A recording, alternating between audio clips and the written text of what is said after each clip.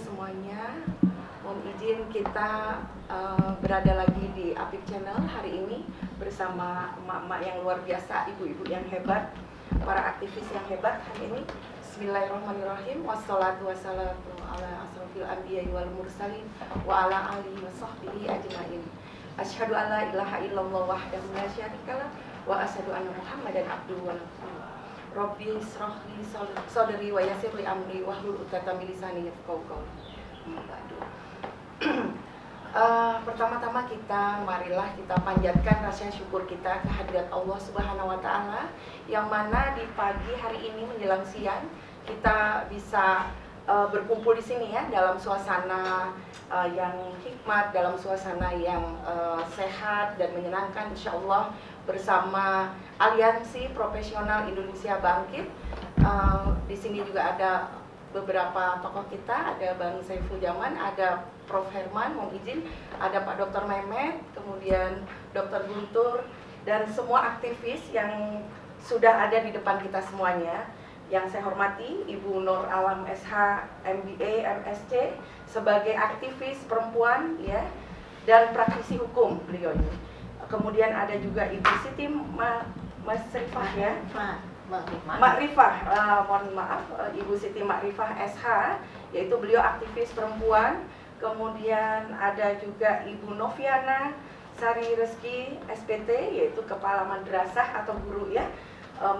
Kemudian yang terakhir ada Ibu Luciana Mulia, yaitu mewakili dari emak-emak atau aktivis umum ya yang sudah luar biasa selalu berada di panggung aksi-aksi ini beliau ya.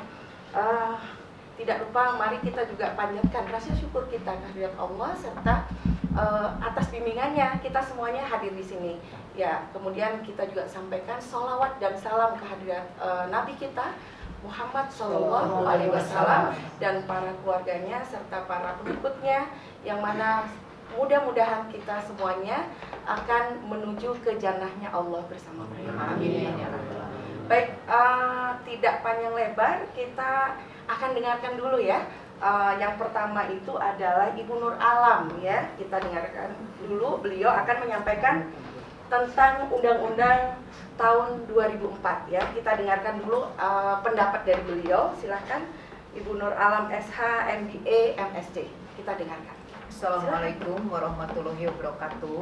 Waalaikumsalam. Terima kasih atas kesempatan yang diberikan kepada kami perwakilan emak-emak dari Jawa Barat melalui APIP Aliansi Profesional Indonesia Bangkit yang hari ini alhamdulillah telah berada di sini semua untuk melakukan podcast satu isu yang memang saat ini sedang ramai dibicarakan di sosial media ya. Terkait dengan masalah itu, pemerintah telah mengeluarkan peraturan pemerintah nomor 28 tahun 2024. Mengapa PP ini menjadi polemik dan perbincangan di masyarakat, di sosial media? Ada apa sebetulnya dengan PP ini? Ya, dengan peraturan pemerintah nomor 28 tahun 2024 ini. Dari kajian dan beberapa pendapat dari para ahli hukum, juga pendapat-pendapat profesional, itu ditemukan bahwa PP nomor 28 tahun 2004 ini secara prosedur, secara metode dan materi muatan itu cacat hukum. Jadi ada hal-hal yang sehingga menyebabkan kegaduhan di tingkat masyarakat. Perbedaan persepsi, pendapat dari ibu-ibu dan dari berbagai elemen kalangan masyarakat. Sehingga polemik ini menjadi seperti bola salju ya.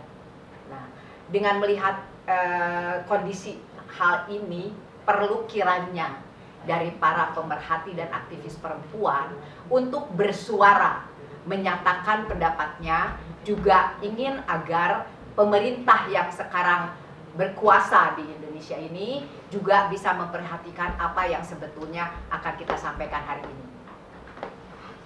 Nah, yang ingin saya sampaikan, mengapa ini kok menjadi polemik gitu ya. Sepertinya kita semua paham bahwa peraturan pemerintah tahun nomor 28 tahun 2004 ini merupakan peraturan pelaksanaan dari Undang-Undang Kesehatan nomor 17 tahun 2023. Nah, secara sistem ini memang betul bahwa ini adalah mandat dari Undang-Undang Kesehatan. Tapi yang menjadi masalah adalah kenapa akhirnya PP nomor 28 ini menjadi masalah dan menjadi perbincangan yang cukup hangat di sosial media. Timbullah kekhawatiran dari para ibu-ibu, timbullah kekhawatiran daripada guru pengajar yang nanti juga akan disampaikan mengapa PP ini akhirnya menjadi hal yang sangat menarik diperbincangkan di publik. Kalau kita lihat dari peraturan pemerintah ini, kita lihat ada satu pasal 103 dan 104. Apa sebetulnya yang menyebabkan peraturan pemerintah ini menjadi kekhawatiran semua pihak atau publik? Di dalam pasal 103 ya, itu ada poin yang sebetulnya perlu mendapatkan perhatian dari para praktisi hukum, para pembuat undang-undang gitu, bahkan juga dari pemerintahnya sendiri. Dari pasal 103 ayat 4 itu ada masalah tentang, bukan masalah ya, ada isu tentang penyediaan alat kontrasepsi. Yang menjadikan ini menjadi perbincangan publik, sebetulnya alat kontrasepsi ini diperuntukkan untuk siapa, bagaimana sistemnya, bagaimana hal ini juga bisa diterima oleh masyarakat luas. Bila kita lihat dari pasal selanjutnya atau pasal 104, itu juga di dalam ayat 3 itu poin E.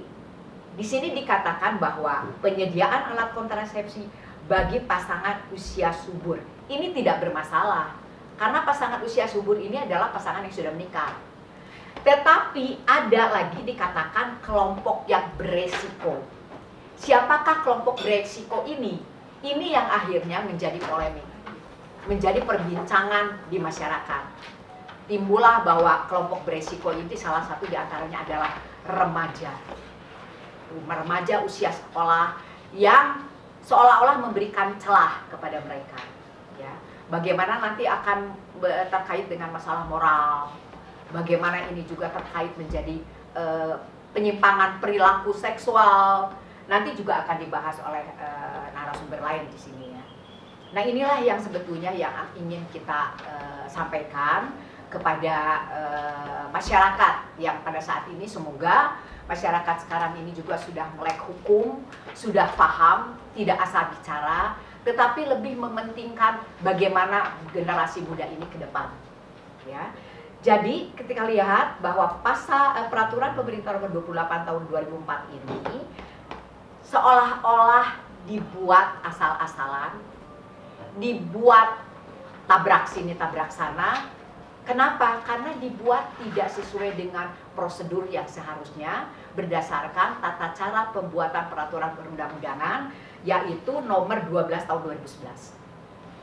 Nah, inilah yang akhirnya mungkin perlu dikaji ulang peraturan pemerintah nomor 28 ini, sehingga tidak berdampak lebih besar lagi, khususnya untuk masyarakat luas. Peraturan nomor 28 ini kita lihat dari tata cara pembuatannya sangat kacau balau, ugal-ugalan.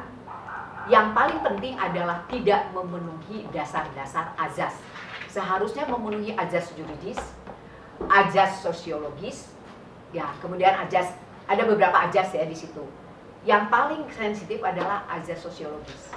Kenapa azas sosiologis? Karena peraturan ini seharusnya mewakili atau menerima ekspektasi masyarakat. Jangan sampai terjadi perbedaan persepsi, didefinisikan dengan berbeda gitu ya ini. Jadi kelihatannya ini memang sangat tidak dilakukan oleh para pembuat undang-undang ini.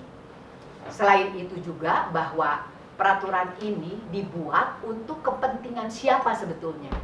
Seharusnya kan peraturan ini dibuat untuk kepentingan masyarakat banyak, bukan untuk kepentingan kelompok tertentu atau misalnya rejim penguasa.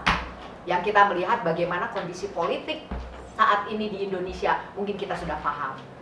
Disinilah kita hadir dan ingin mengungkapkan bahwa masalah ini adalah masalah yang sensitif dan akan merusak generasi muda bangsa Indonesia. Hal lain lagi mungkin bahwa yang perlu adalah yang kita sampaikan di sini adalah fakta-fakta menunjukkan yang nanti akan oleh narasumber Ibu Novi ya akan dijelaskan lebih detail lagi bahwa fakta-fakta di masyarakat itu kita khawatir orang tua itu bahwa dengan PP ini yang mengacu kepada tadi pasal 103 dan pasal 104 poin E ini memberikan celah yang akan menimbulkan dampak terhadap perilaku buruk dan kerusakan moral generasi muda sebagai aset bangsa. Oleh karena itu, sebaiknya pemerintah itu seharusnya mempertimbangkan dahulu secara matang dan memberikan sosialisasi secara terbuka kepada publik materi muatan daripada PP nomor 28 tahun 2004 ini. Tujuannya apa dan apa kira-kira isu yang berbahaya ini ketika ini dikeluarkan. Bahkan ini sudah disahkan loh ya. Gitu. Yang paling jelas adalah PP ini sudah jelas memerlukan atau tidak pernah dilakukan uji publik. Yang harusnya uji publik ini dilakukan gitu loh. Sebelum PP ini disahkan, misalnya draft, itu mengundang para profesional, bahkan ulama. Nah, apakah ini sudah dilakukan oleh pemerintah ketika PP ini dibentuk? Kalau tidak, ya hasilnya seperti ini gitu loh. Ya, membuat gaduh masyarakat, menjadi khawatir orang tua gitu. Bahkan mungkin generasi muda yang sekarang sudah luar biasa, dia dengan mudah bisa mengakses internet gitu. Ini seolah-olah memberikan angin segar gitu ya bagi mereka itu ya. Wah, ini lumayan nih kalau saya misalnya seolah-olah memberikan celah hubungan seks bebas. Untuk nggak bunting, untuk nggak hamil, ya kan ada alat kontrasepsi yang bisa dibeli. Mungkin itu juga yang perlu kita sampaikan ya. Nah, melihat fakta-fakta di atas, mungkin berapa? Kami perwakilan dari emak-emak ini, dari beberapa elemen yang mewakili ibu-ibu, orang tua, yang mewakili dari pendidik, guru, saya mewakili aktivis perempuan yang selama ini sering turun ke jalan karena adanya ketidakadilan dan adanya kebijakan daripada pemerintah yang sebetulnya tidak memperhatikan rakyat banyak. Juga ini ada nanti senior kita, emak-emak yang aktivis juga, kemudian juga beliau juga dahulu adalah aktivis masyarakat ya, aktivis juga beliau pernah menjadi pengajar juga. Mungkin untuk sementara cukup ya dari saya. Rambu-rambu mengapa sebetulnya bahwa udah peraturan nomor 28 ini perlu dipertimbangkan dan dicabut atau ditolak. Secara materi muatan itu tidak, secara metode pembentukan, proses yang dilakukan juga sebetulnya semuanya melanggar tata cara pembentukan peraturan undang-undang yang seharusnya diikuti oleh para pembuat peraturan di kita ya. Saya menghimbau juga kepada DPR yang salah satu peran kuncinya adalah membuat peraturan dan perundang-undangan, tolong prosedur, tolong aspirasi dari masyarakat ini menjadi satu catatan penting untuk didengarkan. Mungkin itu saja. Assalamualaikum warahmatullahi wabarakatuh. Waalaikumsalam ya.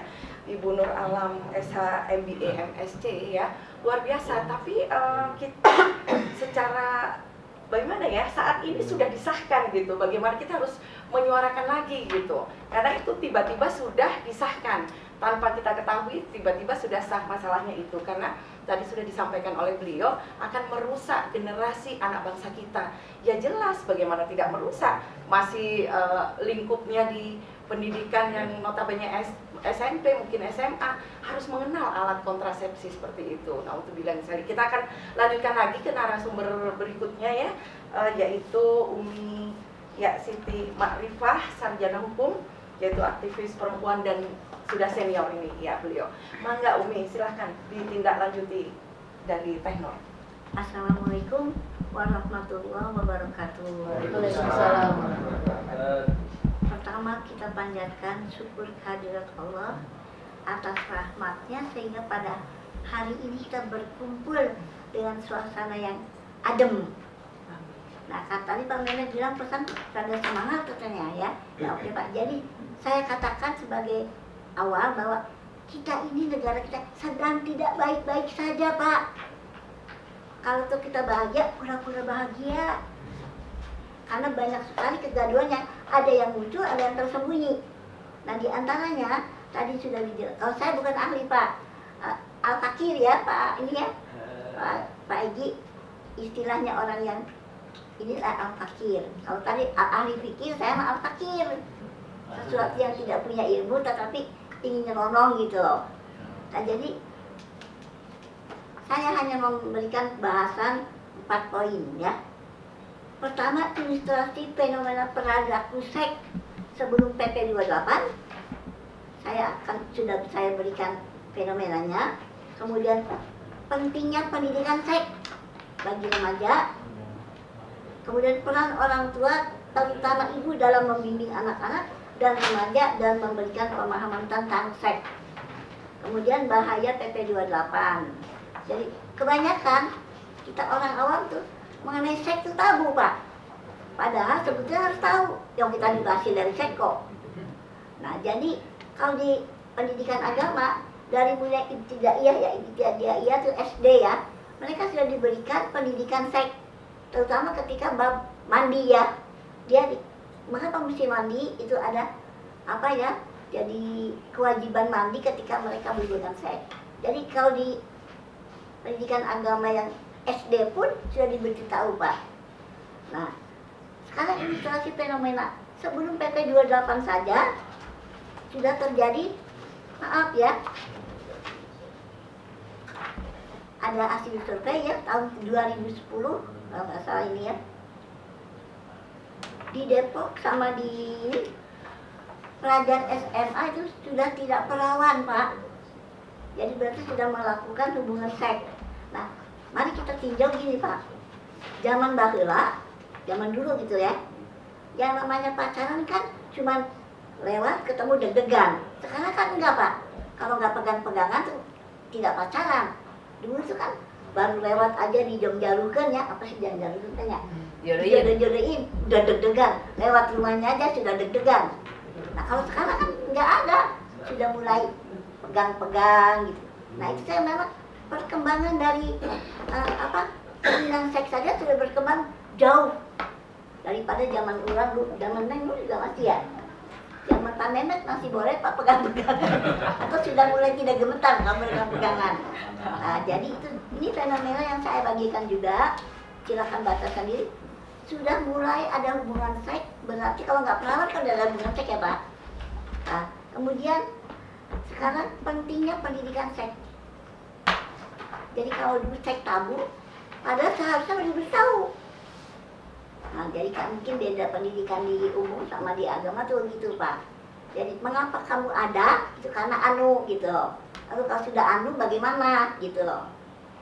Tapi mereka masih tahu aturan Pak. Tahu aturan kayak gini. Karena mereka ada dasarnya agama.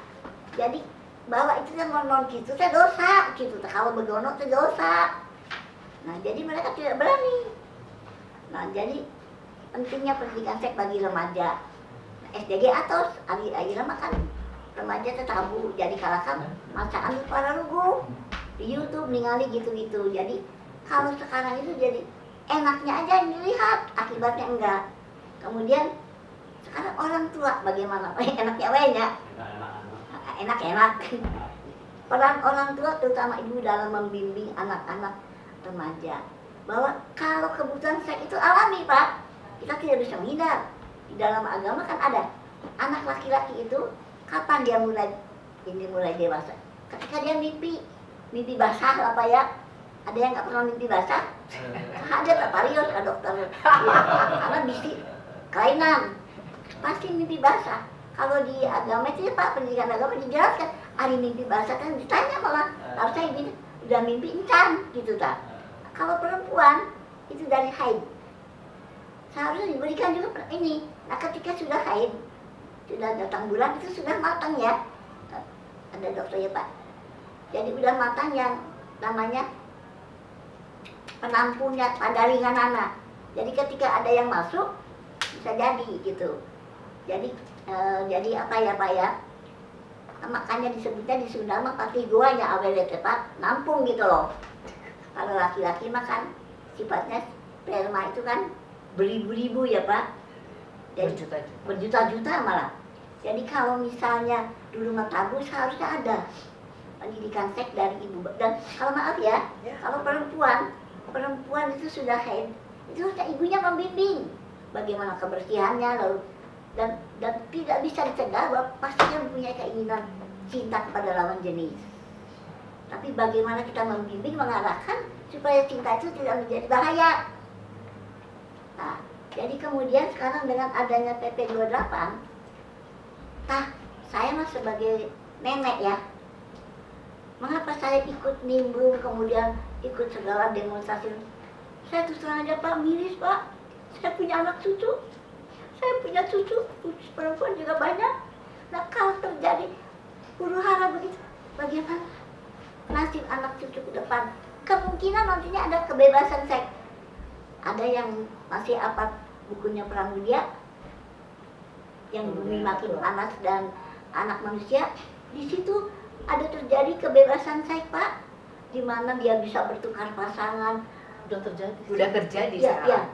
itu saya nanti akan seperti itu Pak, bebas.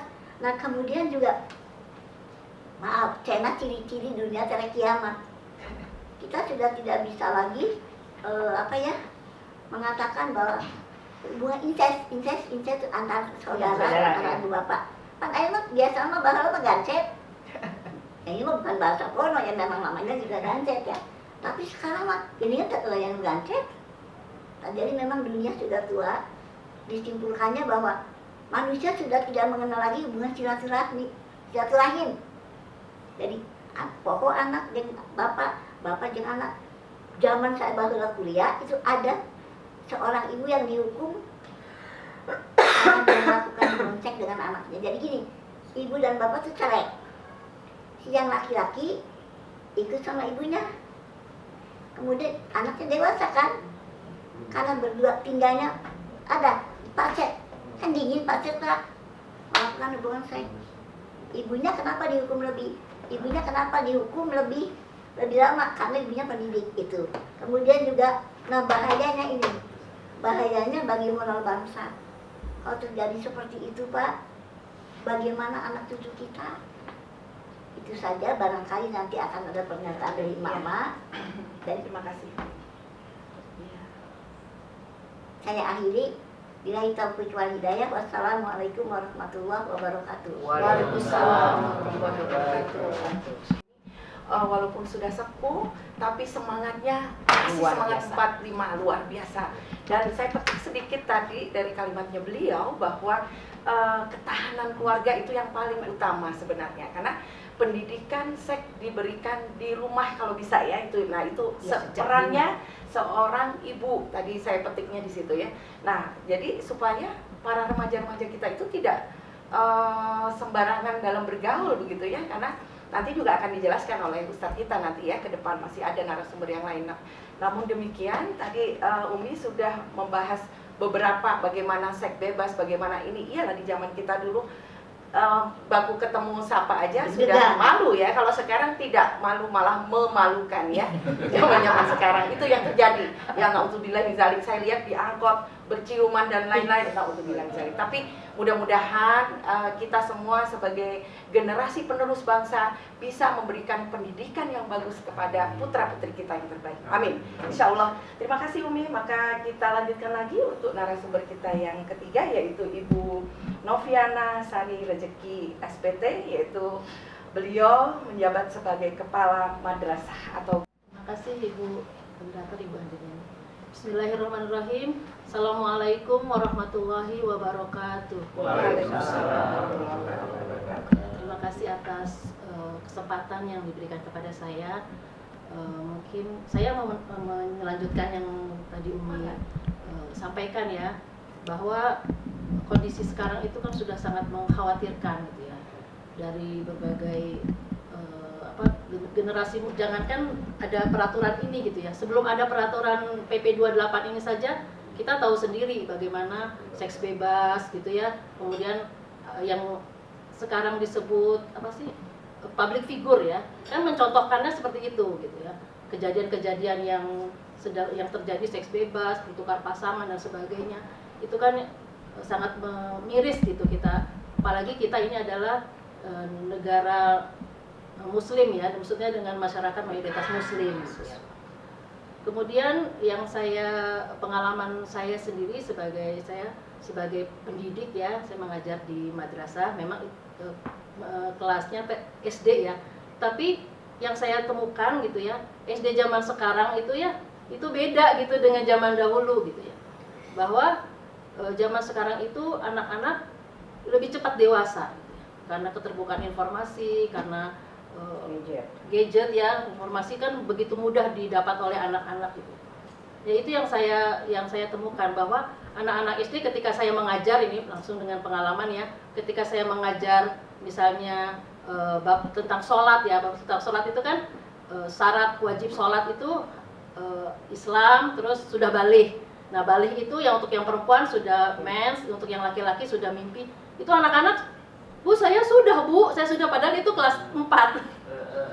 Bahkan kadang-kadang pelajaran yang saya malu gitu untuk menjelaskan, misalnya bab toharoh, bab mandi wajib, kita harus menjelaskan.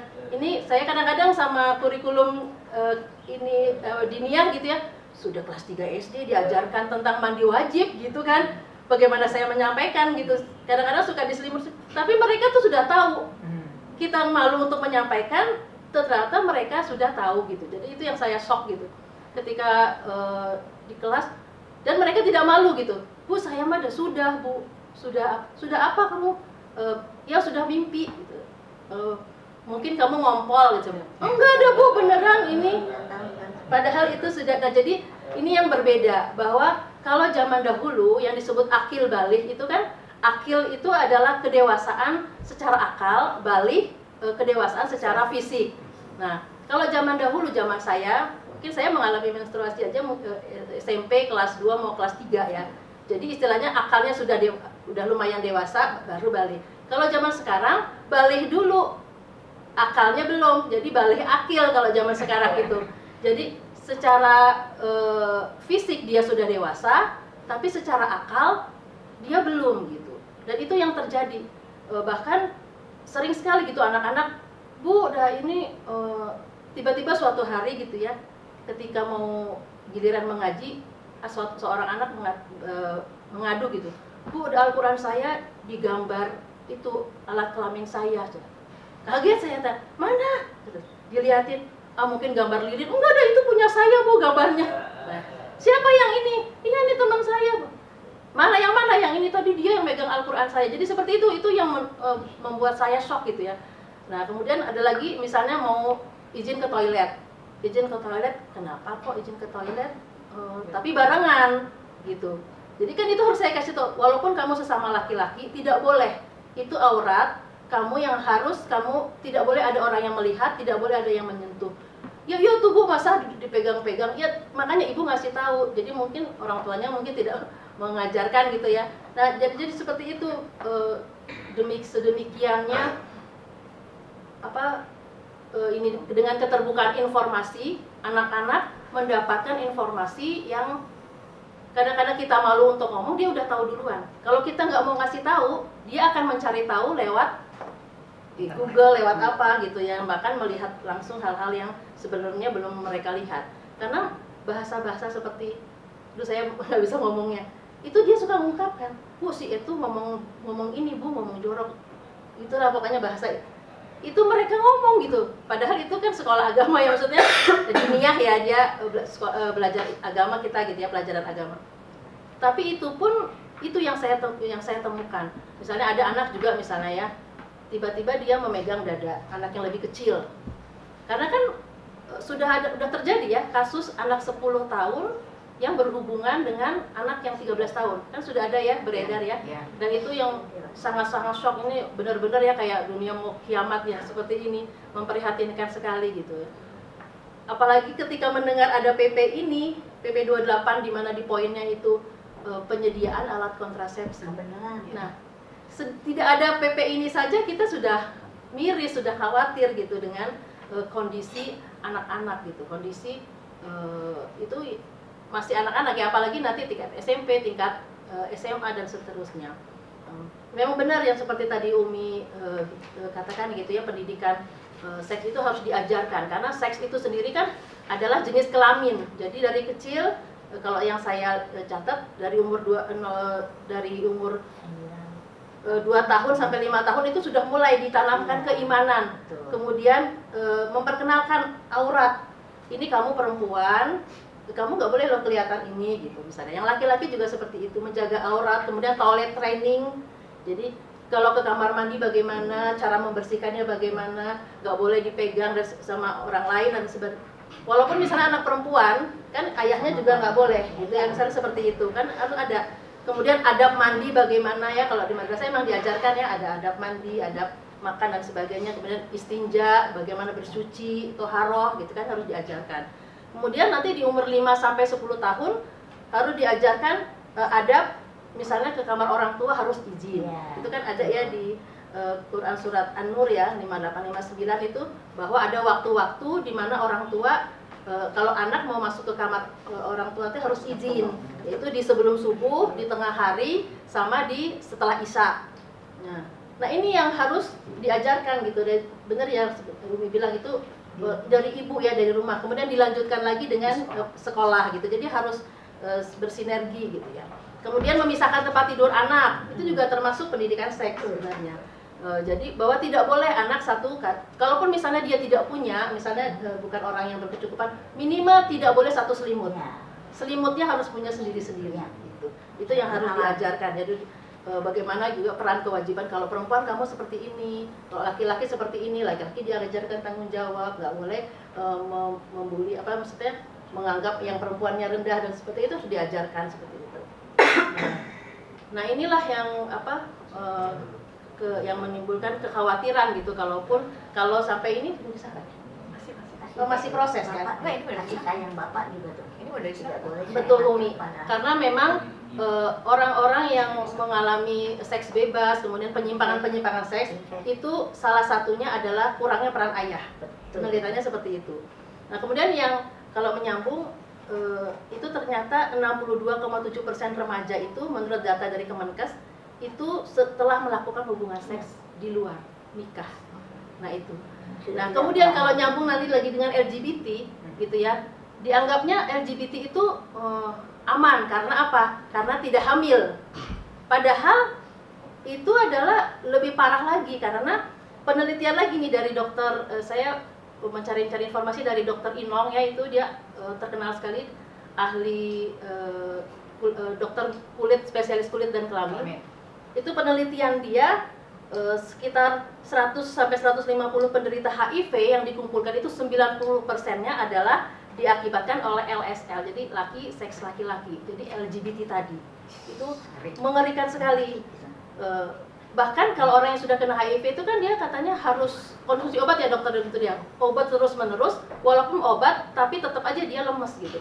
Dan dia kadang-kadang tidak sadar kalau dia menulari gitu seperti itu. Nah itu tadi ketakutannya kalau nanti melegalkan, seperti kita membuka pintu melegalkan seks bebas.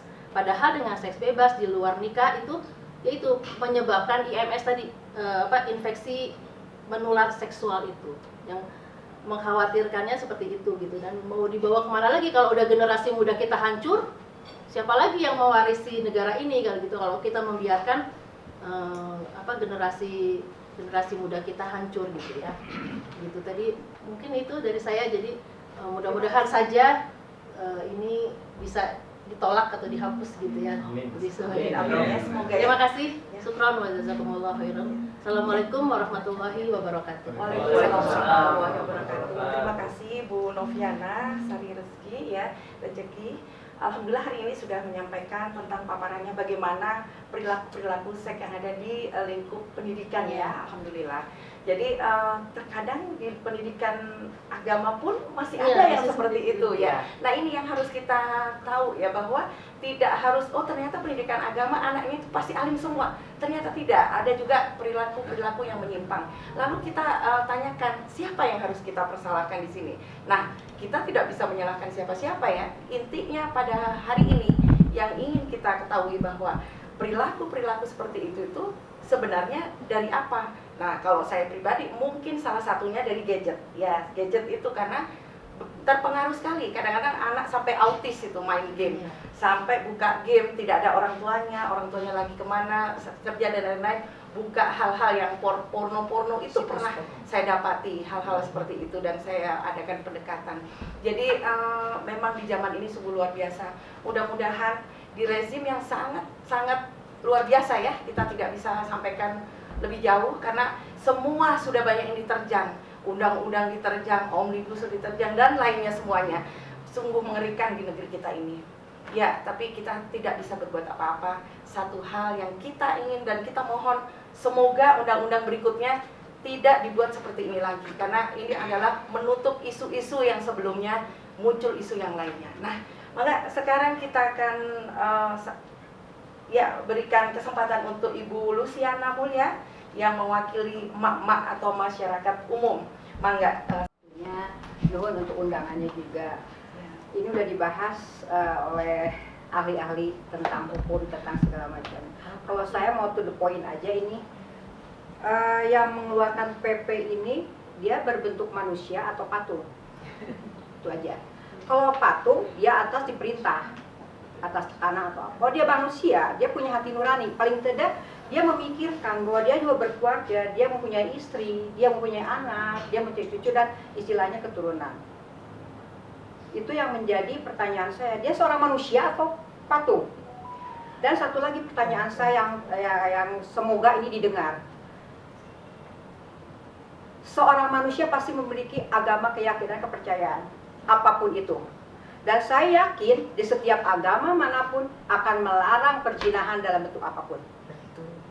Itu poin-poin yang harus kita sampaikan.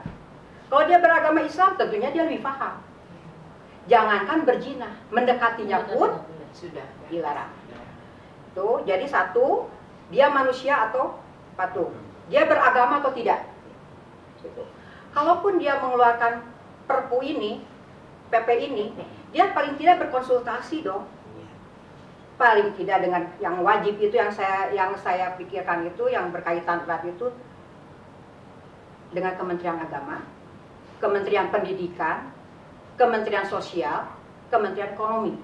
Karena ini harus mereka ajak bicara. Dari sisi agama jelas dan kita juga harus mempertanyakan, ini menteri agamanya apa? Gitu loh. Kalau masalah pasal-pasal saya udah selain ke ahlinya deh, ke pakarnya. Kalau saya berbicara sebagai ibu, nenek, masyarakat yang peduli gitu loh. Kalau masalah hukum, das hukum di Indonesia juga nggak ngerti sampai hari ini gitu loh. Itu dan kalaupun seperti tadi pada tujuan akhirnya kita akan mengajukan menolak ke EMA. Kita ke EMA tidak usah bersidang-sidang. Buat apa? Sidang ono sidang ini gitu loh. Buang-buang uang. Toh akhirnya mereka punya kepentingan sendiri. Kita mengajukan ke EMA, tolong cabut dengan alasan tidak berperi keagamaan, tidak berperi kemanusiaan. Kalau moral udah pasti, kalau dia seorang manusia pasti bermoral. Makanya saya tanya dia manusia atau bukan nih yang mengeluarkan PP. Ya, dia beragama atau tidak nih? Dia mau agama apapun yang di Indonesia yang diakui itu Islam, Protestan, Katolik, Hindu dan Buddha. Hanya 5. Itu aja kita pertanyakan. Kita datangin, kan kita minta pertanggungjawaban Menteri Kebudayaan. Budaya apa yang akan dia tanamkan di negara ini? Selama 9 tahun, 9 bulan dia rusak semua tatanan pendidikan. Buku-buku dari pelajaran-pelajaran dari SD dan segala sampai SMA. Dan yang saya tahu ini, PP ini untuk remaja. Saya mau nanya, remaja itu usianya apa? Karena kalau sekolah remaja itu SD sampai SMA. Kalau mahasiswa itu ya mahasiswa gitu, bukan pelajar mahasiswa. Pikiran kita kalau pelajar itu berarti SD kelas 1 sampai kelas 6, SMP kelas 3 sampai kelas 1 sampai kelas 3. SMA. Nah, itu kebayang nggak remaja yang udah disampaikan tadi Dikasih alat kamar. Di pemerintah memfasilitasi gitu loh. Kebayang nggak sih? Kita ibu-ibu di rumah itu sebisa mungkin memberikan ilmu, akidah, mengajarkan, tapi di luaran pemerintah dengan senang hati, dengan rela hati memfasilitasi. Di sini ada dokter Herman, mungkin dokter spesialis objin. Kebayang nggak dok? Alat kontrasepsi itu kan, maaf, ada kondom, ada IUD, ada implan dan steril, spiral itu. Kebayang nggak? Sekarang pemerintah mengeluarkan PP itu, taruhlah kondom habis nih kondom. Terus pemerintah hanya menyediakan IUD apa tuh? Spiral. Iya. Kebayang nggak sih dok?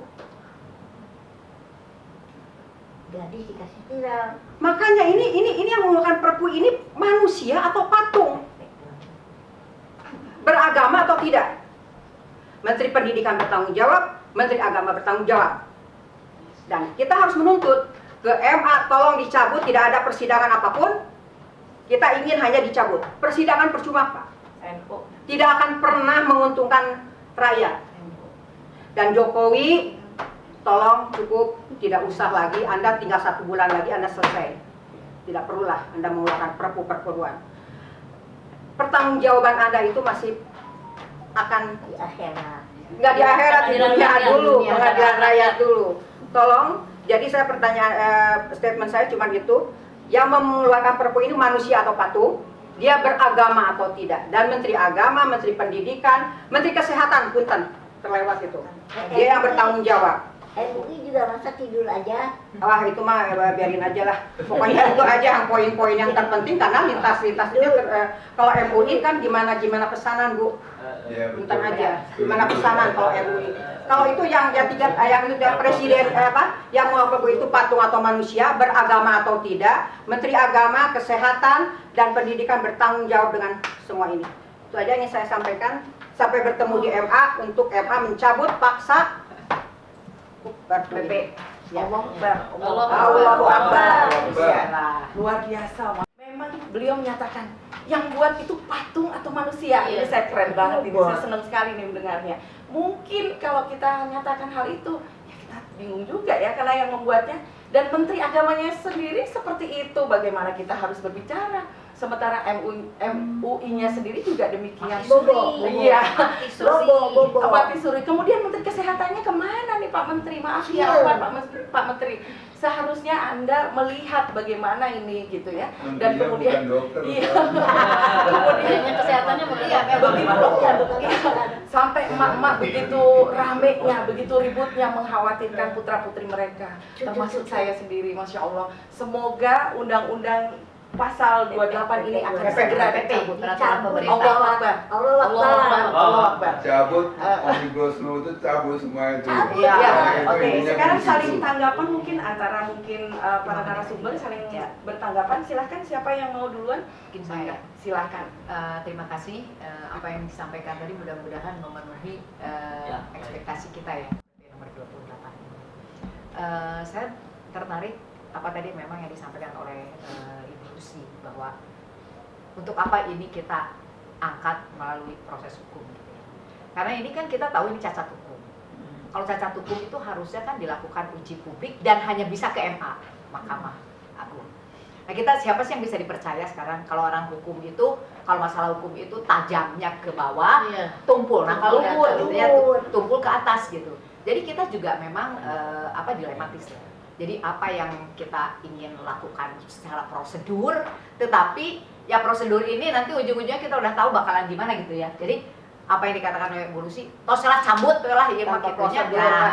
prosedur. Prosedur hari akhirna kena Sidang udah nggak penting. sedang kekalang ngabisin dana atau ngabisin duit ya. Nah satu hal lagi yang mungkin Bu Novi tadi kan Bu Novi menjelaskan ya berdasarkan evidence ya. Jadi apa yang dikatakan itu berarti riset tidak asal-asalan. Saya jadi ingat gitu loh Pak bahwa hal ini sudah sejak lama ini dibicarakan bahwa apalagi sekarang rumornya kan pendidikan agama akan dihilangkan ya gitu. Ini nanti mungkin akan dijelaskan oleh Pak Egi ya dari sisi agama. Gitu. Kalau misalnya ini terjadi ya Pak Dr. Egi ini apa yang akan terjadi dengan bangsa, dengan negara ini kita ini ya gitu. Nah, saya pikir udahlah, memang betul Pak Jokowi ini kan cuma tinggal 1 bulan, kurang mungkin ya, Iya. ya gitu kan, Persoalan. gitu lah gitu. Janganlah Anda membuat lagi hal-hal yang malahan justru akan membuat kegaduhan di tingkat masyarakat. Gitu. Yang saya ingat bahwa mungkin tadi LGBT saya perlu saya ulas sedikit, dan alhamdulillah udah diulas sama Bu Novi gitu ya. Memang LGBT ini seperti gunung es. Ya. Jadi seperti tidak kelihatan, bahkan mungkin ditutup-tutup, tapi sebenarnya ada. Nah, perjuangan kita agar LGBT ini tidak dilegalkan tidak mudah. Karena mereka ini akan mengaitkan dengan masalah hak asasi manusia. Nah, masalahnya kan di situ.